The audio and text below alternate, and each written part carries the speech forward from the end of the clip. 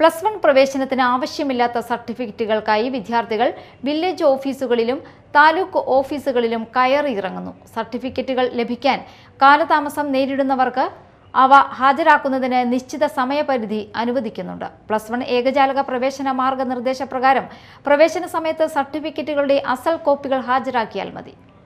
+1 പ്രവേശനത്തിൽ nativity, വരുമാനം, ജാതി certificate തുടങ്ങിയവ ആവശ്യമില്ലെന്ന് നേരത്തെ സർക്കാർ ഉത്തരവുണ്ട്.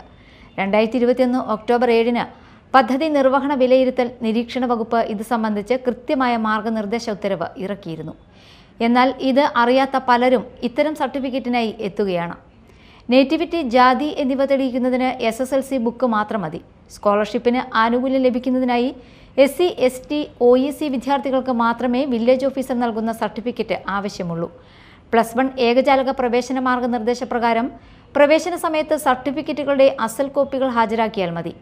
സർട്ടിഫിക്കറ്റുകൾ ലഭിക്കാൻ കാലതാമസം നേരിടുന്നവർക്ക് അവ ഹാജരാക്കുന്നതിന് നിശ്ചിത സമയപരിധി അനുവദിക്കുന്നുണ്ട്. സംവരണ ആനുകൂല്യങ്ങൾക്കുള്ള രേഖകൾ പ്രവേശനത്തിന് ശേഷം നൽകിയാൽ മതി. സംസ്ഥാനത്ത് ജനിച്ചിട്ടുള്ളവർക്ക് ജനന സർട്ടിഫിക്കറ്റോ 5 വർഷം ഇവിടെയുള്ള വിദ്യാഭ്യാസ സ്ഥാപനത്തിൽ പഠിച്ചതിൻ്റെ രേഖയോ ഇതുകൂടാതെ സത്യപ്രസ്താവനയോ ഉണ്ടെങ്കിൽ നേറ്റീവായി പരിഗണിക്കാം. അപേക്ഷകന്റെ SSLC സർട്ടിഫിക്കറ്റിൽ ജാതി രേഖപ്പെടുത്തിയാൽ വില്ലേജ് ഓഫീസർ, തഹസിൽദാർ എന്നിവർ നൽകുന്ന സർട്ടിഫിക്കറ്റിന് പകരമുള്ള അടിസ്ഥാന രേഖയായി പരിഗണിക്കാം. വിദ്യാഭ്യാസ രേഖയിൽ മതം രേഖപ്പെടുത്തിയിട്ടുണ്ടെങ്കിൽ മൈനോറിറ്റി സർട്ടിഫിക്കറ്റ് ആവശ്യമില്ല. അച്ഛനമ്മമാർ വ്യത്യസ്ത ജാതിയിൽപ്പെട്ടവരാണെങ്കിൽ അവരിൽ ഒരാളുടെ SSLC രേഖയിലുള്ള ജാതി തെളിവായി പരിഗണിക്കാം.